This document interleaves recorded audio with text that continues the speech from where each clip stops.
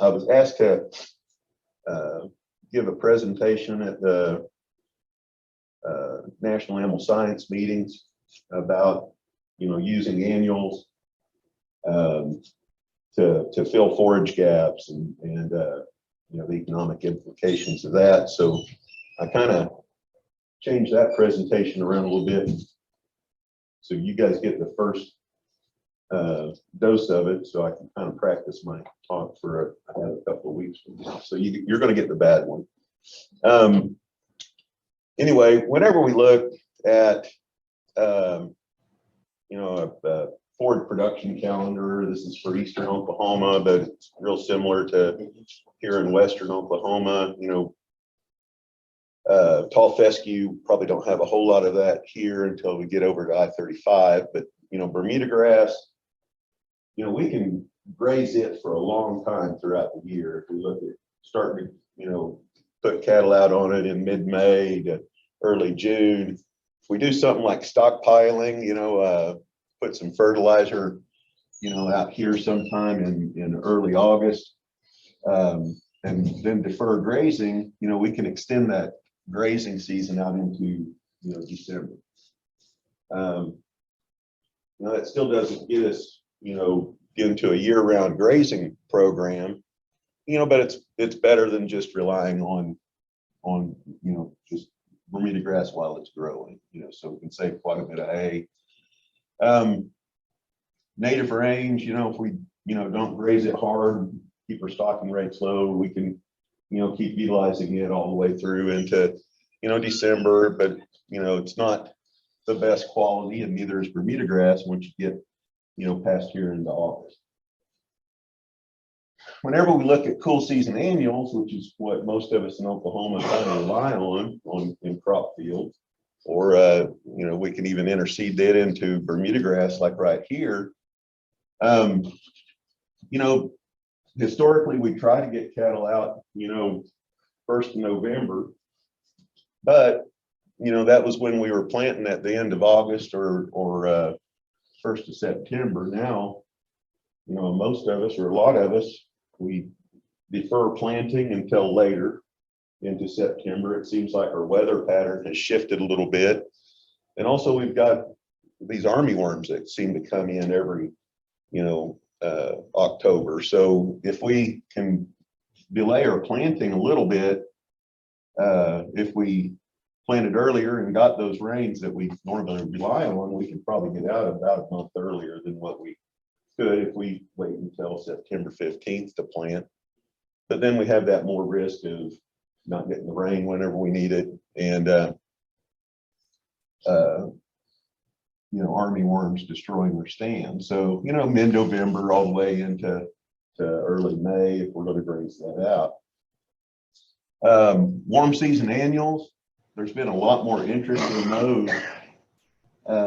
If we wait until sometime in May when we pull cattle off from graze out, or June after wheat harvest and we plant those, we could use those warm season annuals, whether it's crabgrass, Sudan, or a lot of those other more upright growing types. We can use those all the way into October, because they'll continue to grow. But if we're going to do that on the same land as we're doing a wheat pasture, we're going to have to pull those cattle off in August and get our land ready. So a lot of times those warm season annuals we're only using for hay crop, or just that real short term 45-day window. Interseeding cool season annuals, I've kind of put a yellow bar here. We're going to have to pull the cattle off at some point, get it grazed down or hayed, and then plant. We're going into it's a no-till situation. We're not going to work up our Bermuda grass, so that's going to delay the stand development. We're also going into a drier seed bed because Bermuda grass is sapped to moisture, so that's going to delay it either until the late fall, early winter, or in most cases we won't get anything until early March. So even in eastern Oklahoma, where we're looking at more rain than here, there are gaps in that stocker quality forage that we would, try to get that 2 pounds a day. And what most of us do, in this September, October, November, while we're waiting for, cool season annuals to develop, is, feed those cattle through it on the lower quality forage, either a byproduct feed or something else. And what we're faced with now is, $10 corn or $7 corn right now. But once we get it delivered to Oklahoma, we're at a little bit higher price. And then beans going to be priced accordingly above that. So, our protein, energy feeds, and all those are going to be a lot more expensive. Carl Hovland, whenever I was these kids' age in college, he was a forage agronomist that was in Georgia back in the 70s and 80s. Really great guy, but he said in 1986 at this meeting I was at when I was a kid, I didn't feel like I was a kid at the time, but looking back I was, that he said the greatest opportunity for his producers in the Southeast, relied on using high quality cool season annuals or higher quality perennial pastures to retain ownership of those calves past weaning. And that's still true today. And I think that's something that a lot of us have lost sight of. So when we look at small grain pasture and crop fields, this is actually some pictures of what we were doing in Arkansas. Essentially, I spent 20 years trying to move the Oklahoma cool season annual system into the Southeast. With a little bit of success, had quite a bit more people grazing these cool season annuals when I left than whenever I started, but they can grow a tremendous amount of wheat pasture in those systems. There's just was no buy-in by the crop producers in those large crop growing production areas in the Delta. So most of this was in either some of the more diversified cropping and livestock areas in the Arkansas River Valley and that. But, here's the same date, one pasture in, that's a crop field in north central Arkansas, and another pasture that's interseeded Bermuda grass in southern Arkansas. And, we've got a good stand development, but we sure don't have as much forage in that spot. So one year I had several different annuals that we planted. So this green bar is small grains in a crop field. We were able to put cattle out in early November with about 2,200 pounds of forage. We turned the cattle out, they grazed it down, they started building back through the winter and into the spring. When we sprayed a low rate of Roundup on some Bermuda grass, planted it slightly later. This was planted mid-September instead of the 1st of September. We're delayed about a month before we could put cattle out. If we waited until we got a rain to interseed our small grains, we're delayed another month again. And then when we relied only on ryegrass planting at the same time as these, we were delayed another month in turn. So,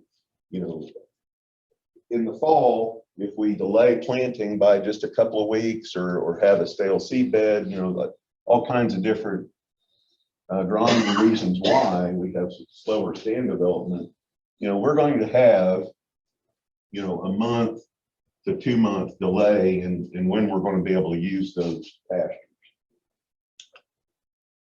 Now, if we look at a spring calving cow herd and the quality of the cool season annuals, looking at about 87% TDN or digestibility in the fall and early winter.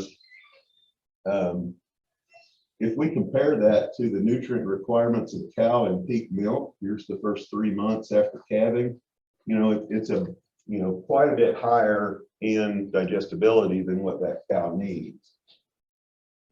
If we normally have during the fall and early winter a dry cow, we have a cow with requirements down here. So delaying when that forage is available is really not that big a deal in a cow-calf system. So just looking at cattle on small grains over about 5 years, and this, that pasture is about 88%, during the fall. Digestibility, cattle should gain, close to 3.5 pounds a day. On the average, we got about 2.8 pounds a day on those steers. During the spring, we've got about 2.7, total of about 478 pounds of gain per acre on that. Clean till system, we calculated that to be about 61 cents per pound, and no till system, reduced reliance on diesel and other equipment costs, looking at about 51 cents. Overall, a very profitable system. Right now, our value gain is about $1.25 to $1.40. And it's very similar to the cost of gain in the feedlot right now at this point. So this is, different seasons. We're looking at summer ownership of cattle right now when we calculate that, but 50-60 cents compared to a $1.25 value, we're going to be profitable in that system doing that. So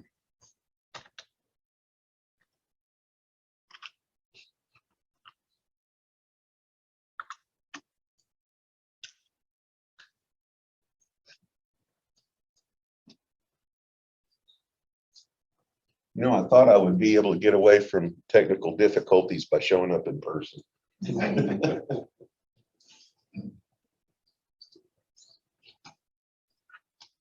Oh, right here. Put that. Okay. So I want to, move and talk about warm season annuals, and you can tell by this picture, it's not taken around here. These are pine trees on the edge of the station I worked at. But this is some sorghum Sudan, brown mid-rib variety that we had planted into a Bermuda grass field. If you can, get in right ahead of when the Bermuda grass is really actively growing, you can get that planted in, it'll fill in, and then whenever you have some skips or whatever, Bermuda grass will come in. Makes a pretty good high quality forage. So in my mind, these warm season annuals, especially the Sudans, is like an emergency crop for hay. Lots of interest in these cover crops. Very simple or very complex blends of species. Whenever you look at those real complex blends where they're putting cowpeas, mung beans, okra, a lot of those, they're all selected for the agronomic benefits. There's something it's going to do for the soil, or for subsequent crops. It may be a trap crop for a nematode or something like that. Yields, quality, grazing preference, performance on those has not really been tested on many of those species, but a lot of them make really good forage crops and grazing crops. The rule of thumb for grazing millets and Sudan grass is to start grazing about 18 to 36 inches. If you wait until much later than that, you've seen it grow. Whenever you get a rain in mid-July, it'll just get away from you really quick, and you'll never find your cattle until they're ready to come out on their own. Get back off from it whenever it's 6 to 8 inches in height to give it some leaf area to come back. This in reality is pretty difficult to manage if you're rotationally grazing, just because it grows so fast, and it can go from that 30-40 inches to 8 feet really quick. So here's some iron and clay cowpea. Essentially by week 6, this would be ready to graze, maybe 5 or 6. And it's still very leafy and good quality by July the 18th. Here's the sorghum Sudan. By week 4, you know, this would be about your 18 to 36 inches in height. Week 5, look how much it grew just in that week. And then 6, it's getting quite a bit mature, and then it's headed, we're starting to head here by 2 weeks later from that. So the mixture of Sudan and those cowpeas can make a fairly good grazing distribution, just because, you know, this is ready to graze. Cattle will consume it fairly readily at about week 4. And then remember, week 6 with the cowpeas would be right in there. Some of the, well, I've got some slides later. So that was planting those in late May and early June. This is some research where, you know, we really don't need that quality of forage in June and going into July. We've got that forage gap in August, September, and early October. So a friend of mine, not being raised in Oklahoma and not knowing that you plant warm season annuals in May or June, because that's what you do, he's like, well, why don't we wait and plant those right ahead of when we need them? So he planted these August the 30th.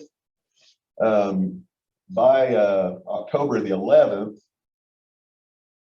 when they harvested these, we're looking right at about 3,000 pounds of forage accumulation per acre with that. So you know, we're looking at being able to stock about 6 500-pound calves on those pastures per acre, and probably get those carried through for about a month or 45 days. Sorghum Sudan, pearl millet, and this brown midrib grazing corn were all, you know, among the highest in production. There's, and these are all non-GMO corns that they planted. And we have some others that are right there about, you know, 25 to 2,900 pounds as well. So here's this Reed's yellow dent corn. You know, it looks a lot like Sudan. It grazes a lot like Sudan. And here it is after the frost. You know, and it looks like a lot like corn stubble at that time, except for it doesn't have the cobs and everything. But look at the quality before the frost and then after the frost. So all of these before the frost are up over 16 to 17% crude protein, 60 to 65% TDN.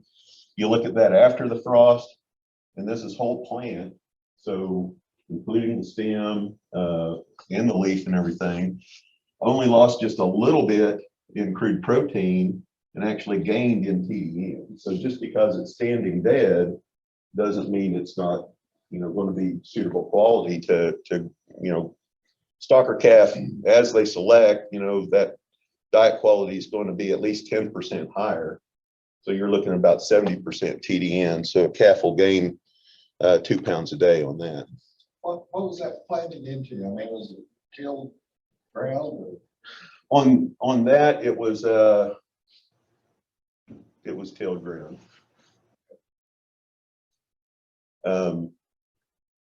There's some other plots that they had done that were into sod, but they had to do something to that sod, either work it up or spray it out. And late season Bermuda grass, you can spray with the low rate of Roundup and kind of force it into dormancy and not kill. I think the rate, somebody told me the rate to kill Bermuda grass is like 3 quarts per acre twice. And we're, talking about maybe putting a cup to, pint and a half out on it. So real hard to kill Bermuda grass. Cost per ton with these, we're looking about 60 to 80 dollars per ton of dry matter for those.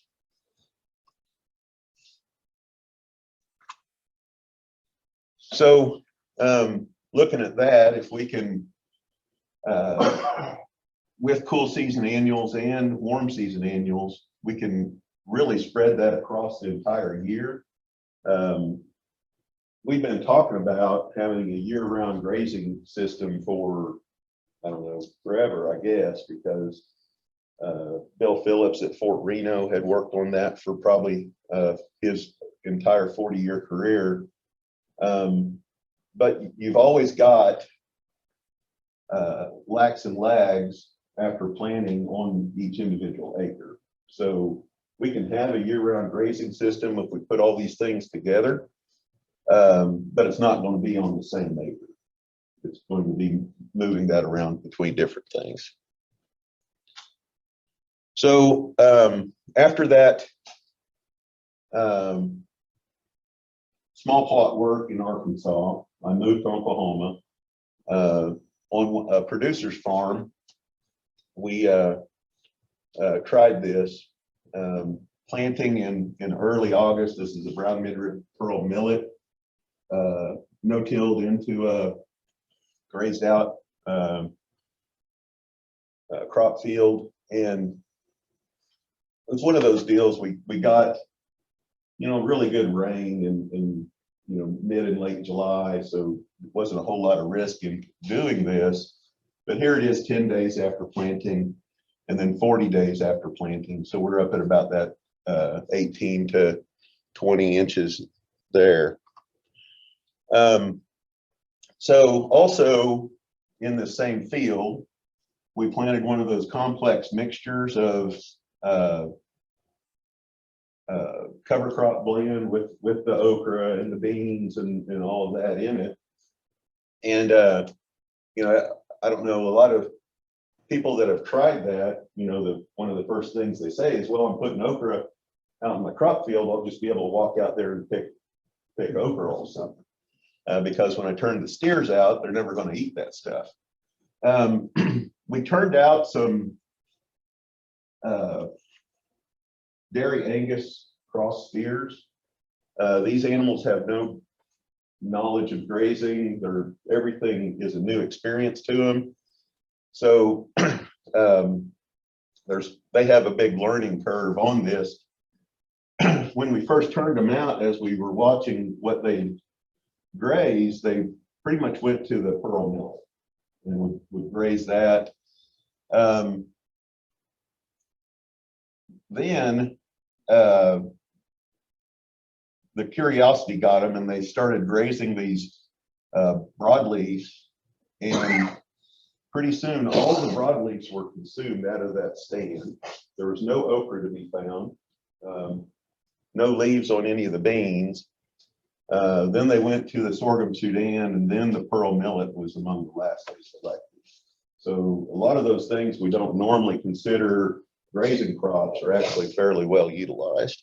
And those cattle, when we pulled them off, they had gained about 2 pounds a day, going from almost 300 pounds at the start. So it takes pretty high quality forage to get the calf like that to gain 2 pounds a day. So the truth is, I knew it growing up in Oklahoma. We plant wheat on September 1st and get fall grazing by November. Plant wheat in mid-September for a dual purpose crop. We're going to delay our grazing and probably decrease our stocking rate. Then if you want to do grain only, you plant your wheat in October. we only plant oats in the spring for hay when you couldn't get your real crop in on time. And you plant sorghum or sorghum Sudan in May after wheat hay, or June after wheat harvest if you didn't get any wheat hay. And you know, that's what I know or knew.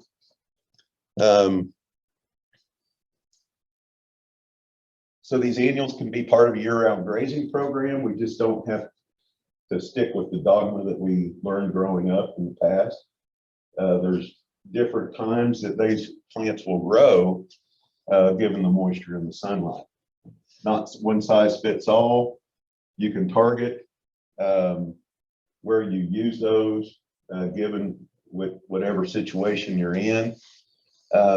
If you're just planting warm season annuals for summer use and wanting to get back in and put a wheat crop in, it's real hard to pencil a profit on that. The costs of doing that, you know, way outweigh the amount of grazing you're going to get. One thing that is in my other presentation is using some cool season annuals that we don't normally use for fall planting. And there's been a lot of work where they planted oats early in the fall.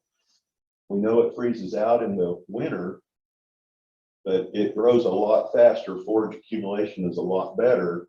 So that can kind of help fill some of that forage gap as well. Something like brassicas can do that as well. So just this year, especially with the high price of feed, I think we can make a big impact just filling some of those gaps with different forages instead of supplementation or grazing. What about mixing rye and oats?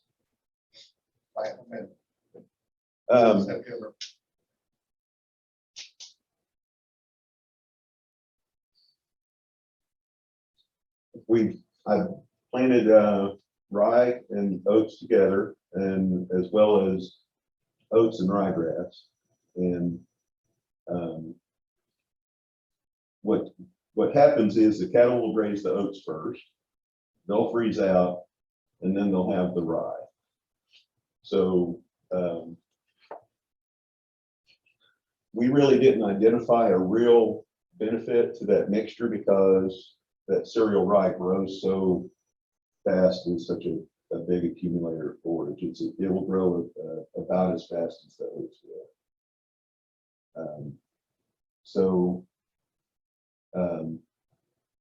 And if it doesn't freeze out, those cattle will continue to graze the oats, and then your rye will get mature a couple of weeks earlier than like the wheat and the oats will.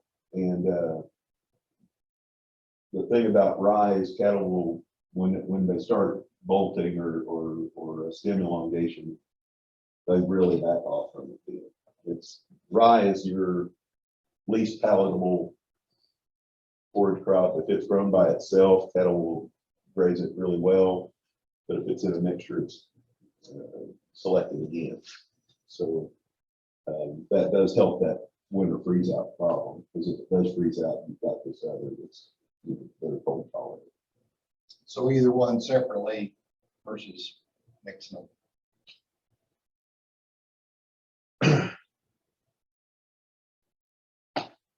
I don't know.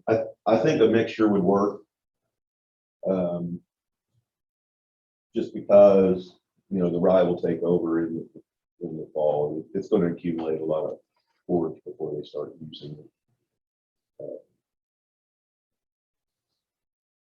So we planted oats 2 years ago and just got, you know, a tremendous amount of growth in the fall. But then, you know, most of them did freeze out. The next part of it. So a friend of mine that I worked with in Arkansas, he went on to Wisconsin, the Dairy Forages Center. He was planting oats in July, which would be kind of similar to us planting oats in September. And what he found was those oats, because of they're going into cooler than like when we plant them in the spring, going into a warmer climate. They put on less fiber, more digestible, and have more sugar in them going into that. And then if it's standing and freezes out, it still retains a tremendous amount of that quality. So, you know, even if it's dead, you know, cattle will still gain a good bit on it if it's, you know, standing and available. It's just not going to grow back.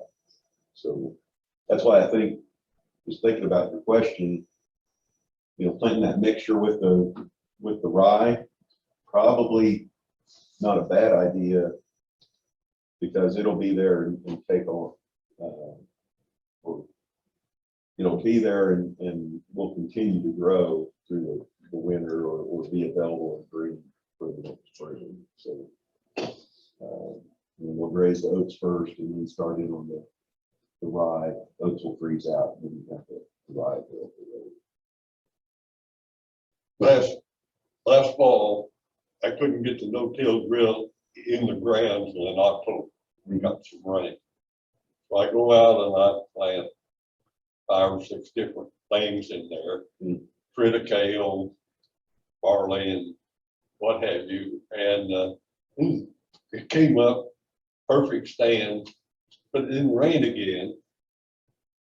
And so I didn't get much out of it, hardly anything, until kind of spring and warmed up. And the cattle went in and took everything off, left the Austrian winter peaks. And that stuff, when the other things that were gone, these things came on like gangbusters. So eventually, white cows with Austrian winter peaks hanging out both sides of their mouth, and they were calving, they did quite well on that stuff. So to me, the advantage of multiple species is that you don't know what's going to do good, but something in what you put in there may save your hide. Yeah. It's, you know, a lot of people are doing the brassicas or the turnips and all that. I tried them on stalker cattle, you know, bought and put out stalker cattle, and, you know, it takes a while for them to learn how to graze those or to graze those. A cow that has been exposed to them before will just go right on to it. Or if you have a cow-calf pair, the cow will teach the calf how to eat those. And so I don't know if they didn't eat the winter peas because they didn't know what they were, or if there was something in them until that certain period. I'm interested to see next year if you do the same thing, if they go to the winter peas earlier, just because they know what it is. You know, it's like those dairy crossbred calves. They have no clue, so they just kind of go and find what they think is. Well, and I think it had to do with these things coming on, because I didn't know I had any out there until everything else was gone, and then they came on. And all those have a different, especially those broadleafs have a different season of growth or time they come on. You know, you look at clovers, and you know, if you plant a mixture of clovers, then you can, you know, crimson comes on first, and then white clover will come on next, and then arrowleaf and you know, red will then come on and kind of last later into the summer. So, you know, a lot of those broadleafs just have some fairly serious timing when they are productive. So that's good. And overseeding Bermuda with vetch, triticale, that sure makes that spring, when you're calving, you sure got a lot of nice forage then. Yep. For that. I mean, it's not a fall deal, but you're not putting it in for the fall. you're putting it in. Like this year, Bermuda didn't start coming off till about a week ago. And I, we keep having those real cold, it got warm in April and May. Gosh, every year it seems like we get some warm days in February and that Bermuda grass comes on or greens up and then it gets cold. Well, all those shocks to that Bermuda grass system delays it more and more. And then finally we're halfway into June and we're seeing Bermuda grass really come on. So, if you're just relying on that Bermuda grass, then that's a lot more hay you're having to feed. And if you've got cows calving, it's like that, those two curves I was showing, it's hard to feed hay that's good enough to meet that cow's requirement. It's pretty easy to meet it with triticale and peas and vetch and all that other stuff. That little barley or little foxtail, that's not very good forage. They will graze it early, and that's, so they get about 3 days of, Like that, yeah, once it gets ahead on it. Yeah. They need to trump it in the.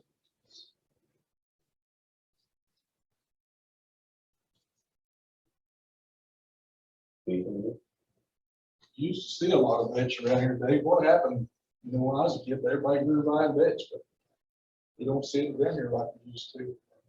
Well, yeah, you used to put it in a wheat field. Yeah. And then you go out there with a combine and you run into it and you think, oh no. You shut it down, but 20 feet out there, it's full of vetch. And and you've got the old concaves and all of that. And it's 90 degrees or something, so you take the combine apart and start pulling it out.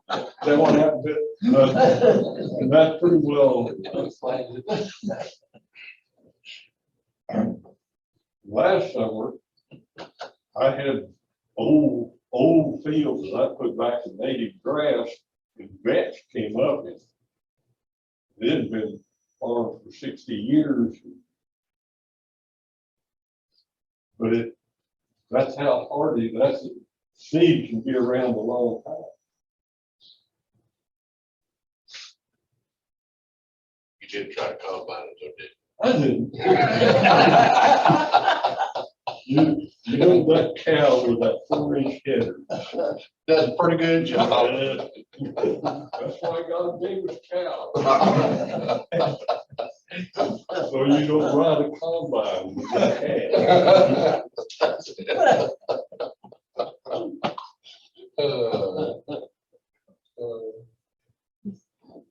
Russ is laughing, he knows what I'm talking about.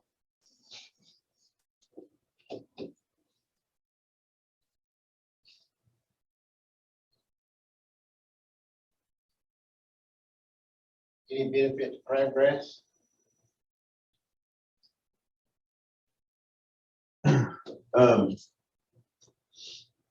that's another thing that everybody in Arkansas is trying to kill and get rid of. That you look at our system back home, we try to get that crabgrass come in after wheat harvest and then turn steers out on Bermuda grass.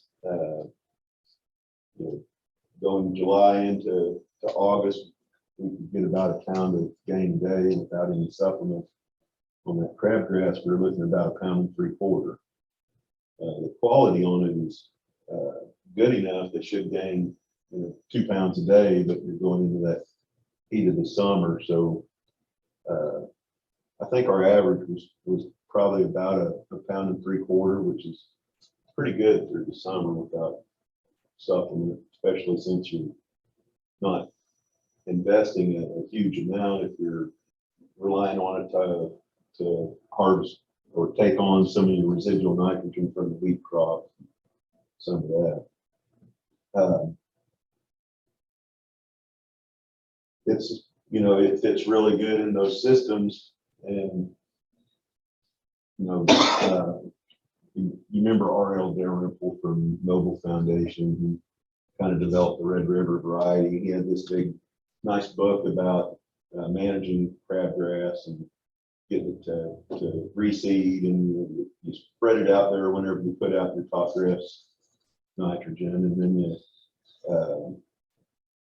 you wait until it's a certain height, and then you start grazing it. And then he's like, well, you need to pull off from it and give it a break so it will, grow seed.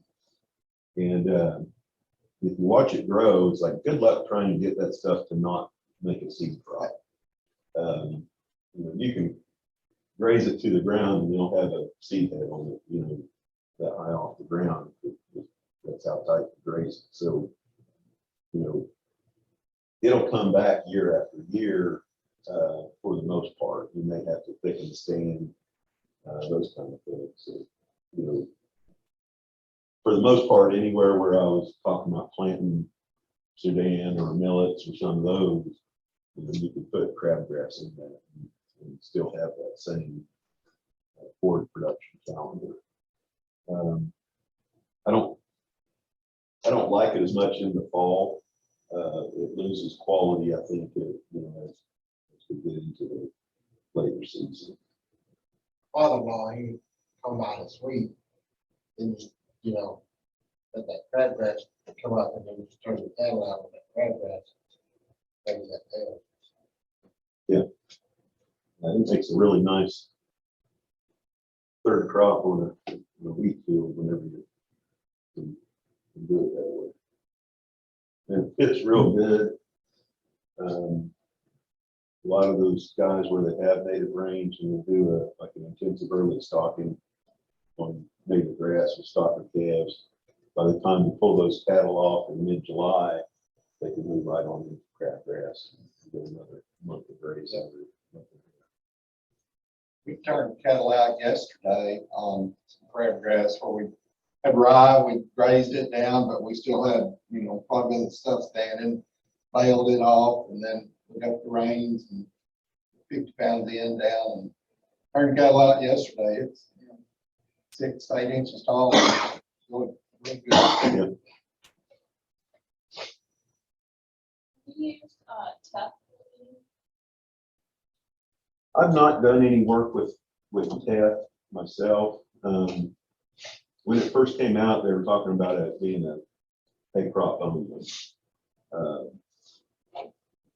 Guy I know out at Lubbock on some limited irrigation was growing some TEF and rotating to it from some of their native grass, which is a short grass kind of environment. And, if you can get it to root down, and it takes, it'll grow up really big and good where you can take a hay crop, but it takes a lot more time to get it to anchor down with the roots. So that's why originally, whenever it first came out, people were saying it's just a hay crop because they weren't waiting for it to anchor.